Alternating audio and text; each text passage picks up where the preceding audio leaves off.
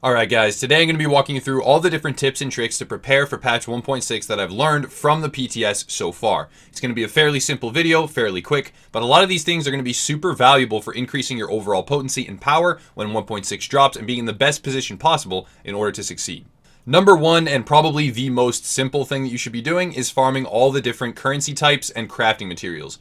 You want maxed out division tech if possible. You want as many electronics, fabric, tools, and weapon parts as you can get your hands on. If you can get some keys, that's good as well. Dark Zone funds, always great to have. Get as many Phoenix credits as possible. Cap out at 2,000 for the time being. Get as many weapon kits as you can, and as many regular credits as possible as well. Because the one thing to note about the new patch is that you can re-roll infinitely now. You will go up to about 5 re-rolls, then the cost will remain the same, and you can re-roll infinitely after that. So having more and more regular credits is going to be more powerful for min-maxing every single build that you can get your hands on. Second, you should be buying up as many blueprints as you possibly can. Now, the reason for this, even the older blueprints that are of a lower gear score, is because there will in some form or another be a normalization mode implemented with the Last Stand expansion. So even if you have a severely reduced gear score item, it will actually get normalized to some degree or another when you enter the new PvP mode. So if you care about PvP in this game at all, no matter what type of item you have on, it will probably get normalized up to a specific value and be competitive with everyone else's build. So even if you have a low gear score item or a low gear score blueprint in particular, you'll be able to craft competitive items that have the right talents or the right traits or major or minor attributes. So again, buy as many blueprints as possible, even if they quote unquote seem useless because they are of a lower gear score. Third, if you get sealed caches from daily or weekly assignments, save them. They may augment the rewards from these sealed caches, particularly the weekly assignments may start to drop exotic items if you open them after the patch. I'm not entirely sure of this, but the truth is, and the bottom line, the thing you can never forget, is that it will not hurt you. You can actually store more items. If you get a sealed cache with 2 items in it, or something similar, you can keep that on your character and it only takes up 1 inventory slot. So keep your sealed caches, do not open them, because they may have increased rewards after the patch and drop better items or have, alternative bonuses attached.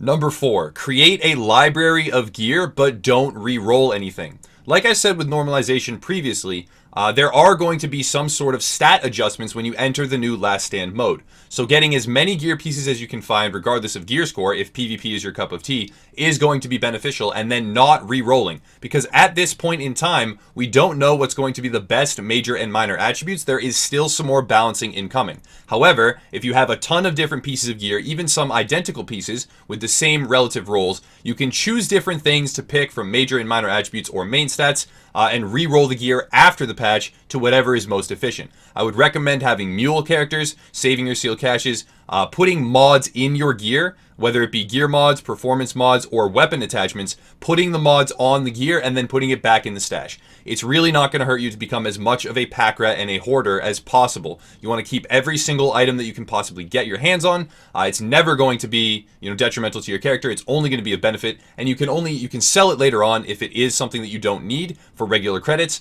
But there is a chance, due to the incoming balancing, due to all the different changes that they're making on a daily basis, and each phase of the PTS is radically different, so it is going to be beneficial, and you never know what is going to be useful. I would again also urge everyone to stop deconstructing gear sets that you deem quote unquote worthless. I would strongly recommend that people pick up sets like Sentry or Deadeye, anything to augment a marksman rifle. That's going to be highly valuable in the new content release of the legendary mode. Having a powerful sniping build is going to be something that's very beneficial to your entire squad when doing the hardest content in the game that's coming up.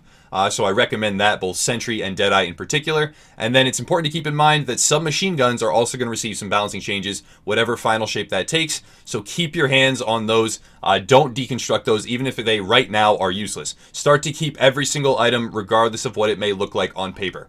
Alright guys, that's going to wrap it up for this video, and hopefully I covered everything. But if you have any questions, please put them in the comments below. I will do my best to answer them. I'm trying to get as much information out there as possible on how to prep for this update, because this is one of the bigger balancing changes and the bigger updates in the game's history.